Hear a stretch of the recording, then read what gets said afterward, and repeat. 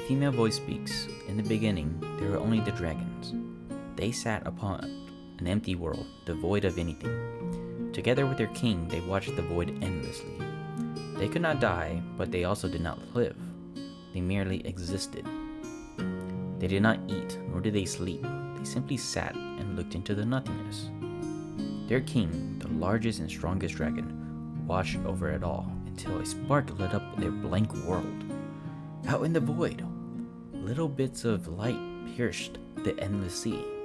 Like wildfire, it spread all across the canvas until it could no longer be called the void. Intrigued, the dragons watched silently, but with vigor like no other. Simply looking wasn't enough for the Dragon King, however, and he took a grasp at the light, only to grab nothing. For the first time, he felt disappointment, frustration, and purpose.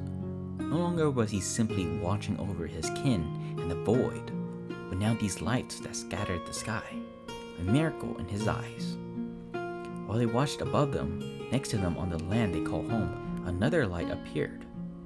This light was large, and it cast shadows onto all of the dragons. They looked curious but cautious, for they had never experienced such wonder. Their king once again took a grasp onto the light.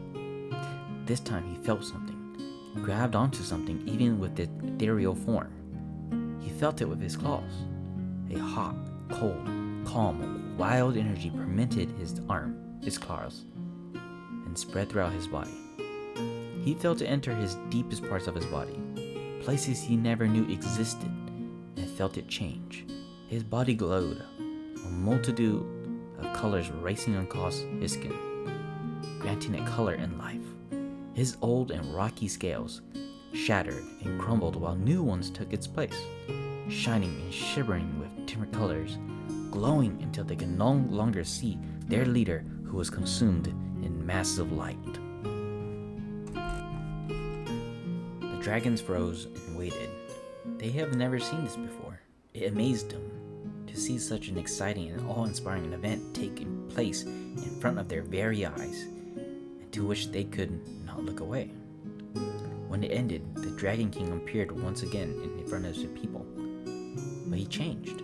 He grew massive wings that spanned greater than his body and shimmered with life like never before.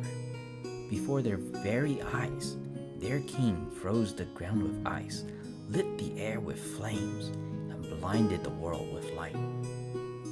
Taking their claws within his own, he bestowed an element of magic and color to each of the dragon heads, who would turn them into the dragon lords. Together, they all undertook a transformation, changing them forever.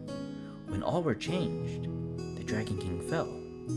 Surprised, the dragons gathered around their king, unsure what to do, but surprising them, several lights appeared from the king's body. He no longer glowed, but retained his colors.